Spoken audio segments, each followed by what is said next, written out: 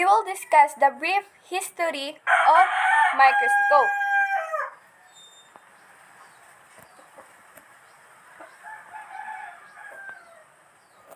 Pre-1600s, in the 11th century, the Arab Al-Hasan described the use and characteristics of glass lenses.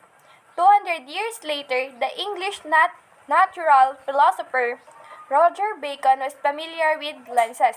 Eyeglasses, however, were not invented until the late 1200s. So, noong 11th century, si Arab Al-Hasan, dinescribe niya yung uses and characteristics nung mga glass lenses. And then, 200 years later, ito namang si Roger Bacon is naging familiar siya dun sa mga lenses. However, itong eyeglasses is hindi pa rin na-imbento. Not until nung 1200s na. In year 1600s, in 1608, the telescope was invented with Galileo, improving upon it with his own models. Around 1600s, the microscope was invented possibly by Hans and Zacharias Janssen. Due to poor quality, the early compound microscopes could only magnify an object up to 20 or 30 times its normal size. So, noong 1608, itong si Galileo is na-imbento niya yung telescope. While itong around 1600, si Hans and si Zacharias Janssen naman is na-imbento nila yung microscope. And yun nga, dahil hindi ganon kaganda yung quality ng lenses na nagginamit nila is makikita lang yung object up to 20 or 30 times its normal size, or parang 20 to 30 times bigger lang sa normal size kapag ginamit yung microscope na gawa ni Hans and Zacharias Janssen. So, ayan yung example nung microscope na ginawa ni Janssen. As you can see, para lang siyang tube na kung saan is yung kabilang dulo is yung eyepiece na kung saan is dun kasi silip. And then, eto namang kabilang side is yung sa objective.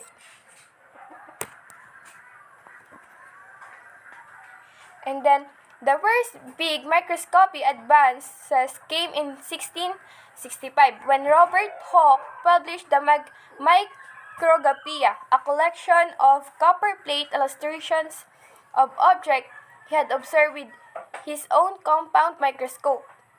He coined the term cell when looking at a piece of cork under 30 times magnification.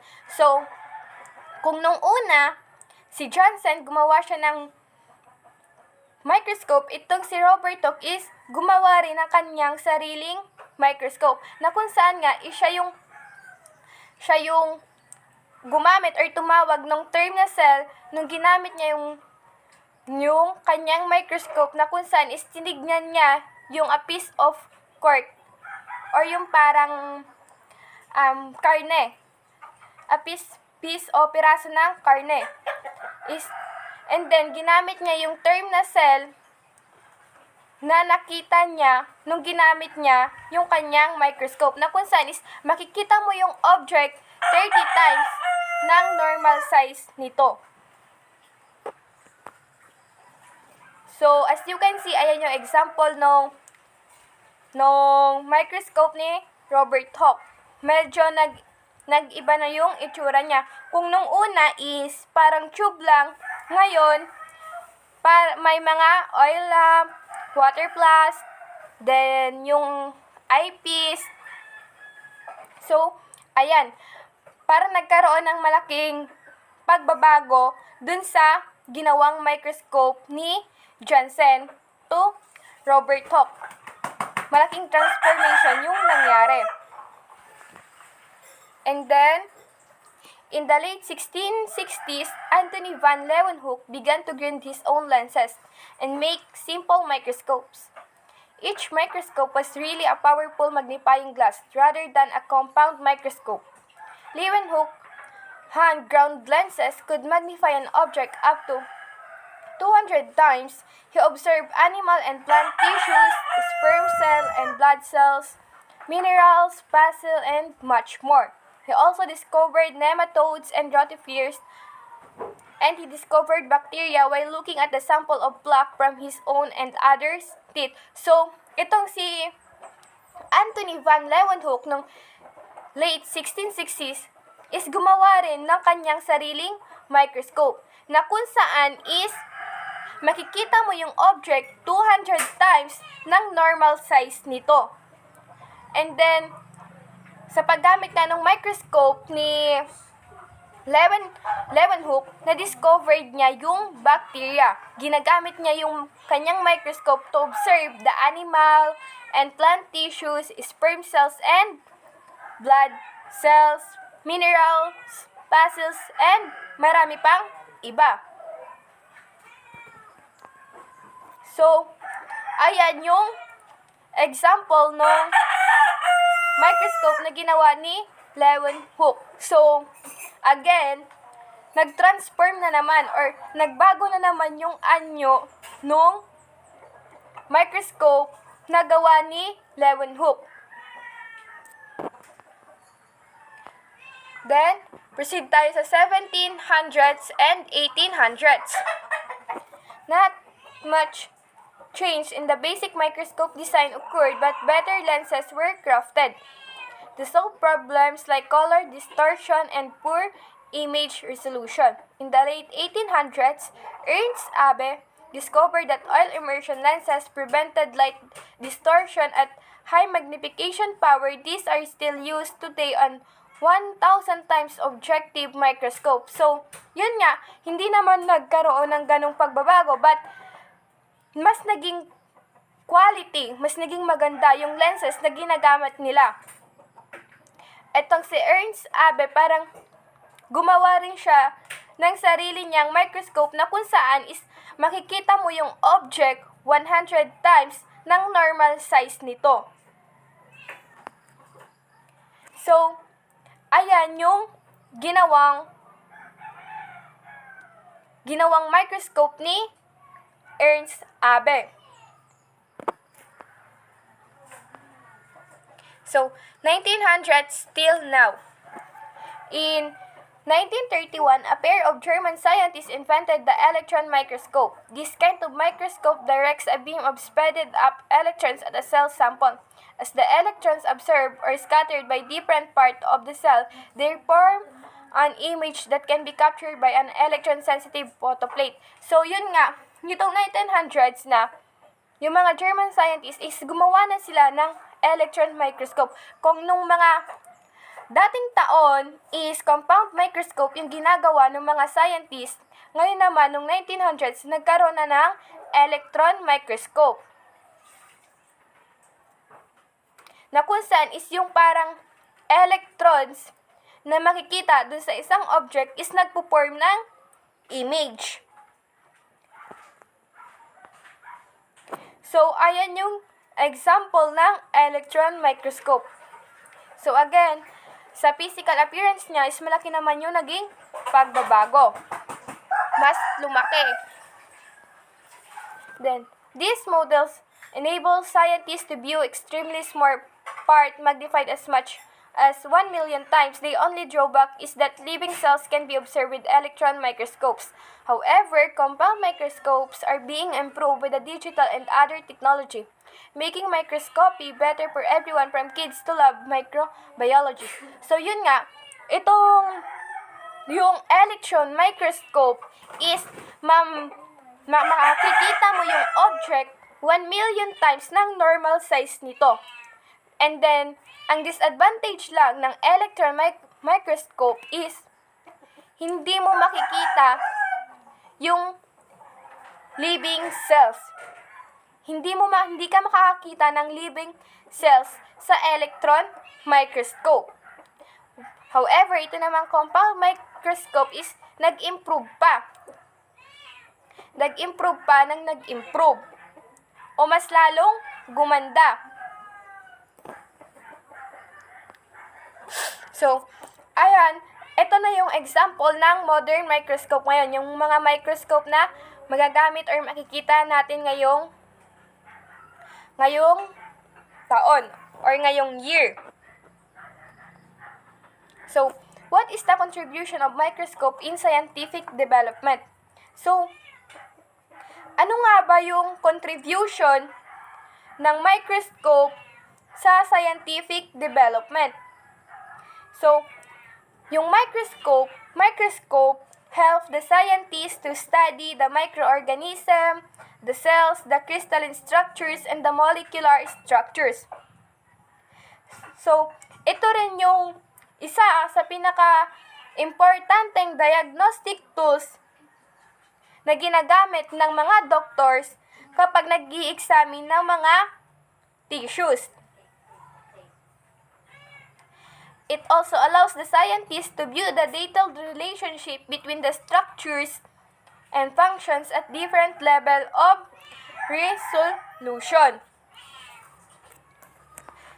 So now, proceed na tayo sa brief history of radio. So, did you know that the radio came from a series of discoveries and inventions in the late 1800s and early 1900s? The first contributor, the one responsible for opening the door to all radio, is Heinrich Hertz. The German physicist studied radio waves and proved signals could be transmitted wirelessly. So, yun nga, yung discoveries and invention ng radio is parang nagkaroon pa ng maraming discoveries para maimbento yung radio. And the first contributor or yung parang taong nagbukas o parang naging reason para maisipan ng other scientists na makaimbento ng radio is si Heinrich Hertz, na kung saan si Heinrich Hertz, siya yung nag-aaral ng radio waves and nagpatunay na ang signals is pwedeng matransmit wirelessly. The first inventor of radio, however, is a well-debated topic. So yun nga, parang pinagdedebatehan pa rin kung sino ba talaga yung nakaimbento ng radio. Guglielmo Marconi, an Italian inventor and businessman, made a device capable of ringing a bell from 30 feet away in 1894. So si Marconi, siya yung nakaimbento ng device na ringing bell, na kung saan is parang magri-ring yung bell kahit na 30 feet away or kahit na 38 feet away yung layo is magri-ring pa rin yung bell. On the other hand, si Nikola Tesla naman, a Serbian immigrant to the United States, demonstrated a wireless radio to audiences in St. Louis the year before Marconi demonstration. So ito naman si Nikola Tesla, bago pa yung demonstration ni Marconi is na-demonstrate niya na yung wireless radio sa audiences sa St. Louis. Although Tesla came first, o kahit na nauna nang ipakita ni Tesla yung kanyang invention, is si Marconi patent his invention in 1896. Or parang kinalaim na ni Marconi na yung invention niya noong 1896. While ito naman si Tesla is noong 1900. 1 year later, in 1901, Marconi transmitted the first signal to cross the Atlantic from Europe to America. So yun nga, dito para 'di ba, nagkaroon ng conflict kung sino ba talaga yung unang naglabas ng device. Kasi nga itong si Marconi is dinemonstrate niya o parang ipinakita niya yung kanyang device noong 1894. Pero itong si Nikola Tesla naman is naunang nauna niyang ipinakita yung kanyang naimbento kay Marconi. Pero si Marconi, nauna niya nang ikinilaim na yung imbento niya is noong 1896. Pero ito naman si Tesla is noong 1900s lang. And then, noong 1901, si Marconi transmitted the first signal to cross the Atlantic from Europe to America. So, si Marconi, tinransmit niya yung signal from Europe to America noong 1901. Other inventors help advance the technology. Swedish-born inventor Ernst Alexanderson invented the first alternator capable of transmitting speech. So, ito namang si Ernst Alexanderson is nag-imbento siya ng device na makakapag-transmit ng speech. Ito naman si Reginald Fessenden used to combine radio waves and sounds for the first long-range transmission of human voice. Ito namang si Fessenden is pinag-combine niya yung radio waves and sound para sa transmission ng human voice. And then finally, Edwin Armstrong introduced the continuous wave transmitter and amplifying receiver, making FM radio possible for the first time. So ito na, yung kahuli-hulihang tumapos ng invention is si Edwin Armstrong, na kung saan is siya yung naka-imbento ng device para magkaroon ng FM radio. And then, so ito, what is the contribution of radio in scientific development? So, ano nga ba yung naging contribution nitong radio sa scientific development? So, kasi yung radio, siya yung naging source of information kahit nung mga sinaunang taon pa. Kahit nung dating-dati pa, siya yung ginagamit na device para makapag-transmit ng ng mga messages kahit na malayo yung parang bibigyan ng message. Siya yung ginamit na source of communication and then source of information.